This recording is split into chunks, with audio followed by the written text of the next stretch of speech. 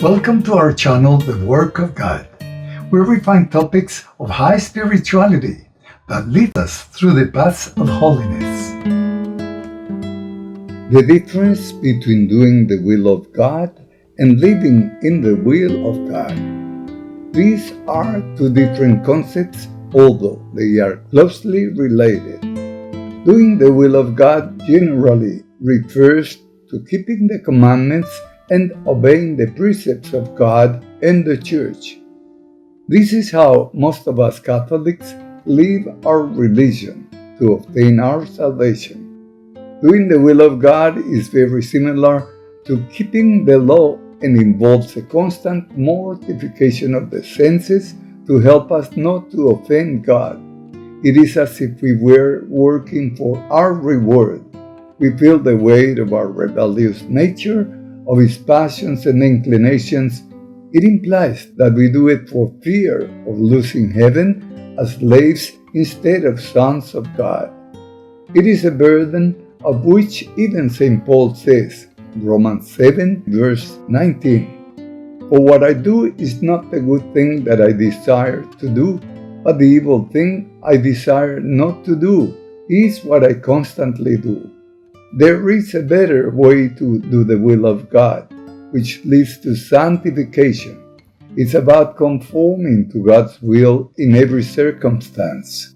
This way, we are not forced to keep the law, but are happy and resigned to do whatever God sends us. This is what most of the saints teach us to grow in holiness, and yet, living in the divine will is far a better way to please God. When we speak about living in the will of God, we are dealing with a more profound and mystical union with God.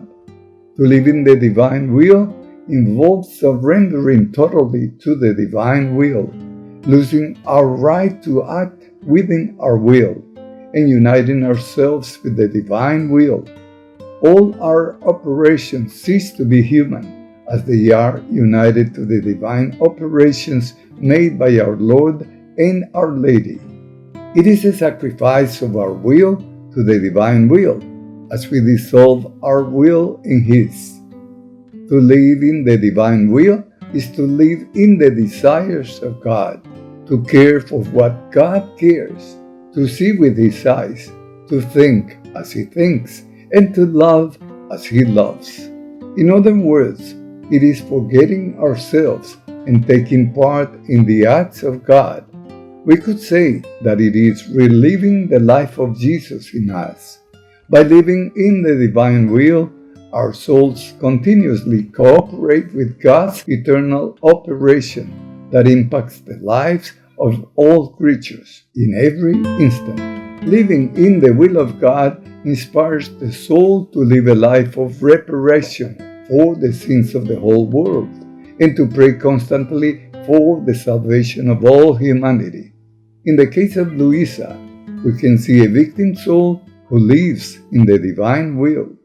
The spiritual writings of the servant of God, Luisa Picarreta, teach us to live in the will of God by entering into God's very life and actions. Living in the divine will implies allowing God's will to entirely animate and direct one's being. It is a state of continuous surrender in which the human will is dissolved into the divine will, creating perfect harmony.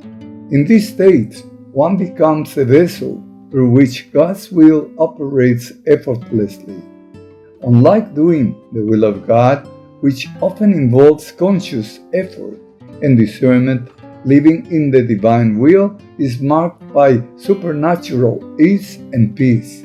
It is akin to a constant flow of grace, where the person's will so united with God's that they no longer distinguish between their desires and God's. Their actions become divine acts because they participate in God's eternal and infinite will.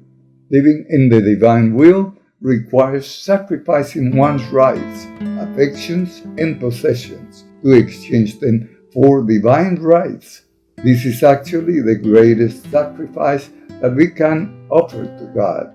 Please watch my video on the consecration to the divine will This will broaden your understanding of living in the divine will. God bless you. If you like this video, please give us a like, subscribe to our channel, The Work of God, share on social networks, and do not forget to leave your valuable comments. God bless you.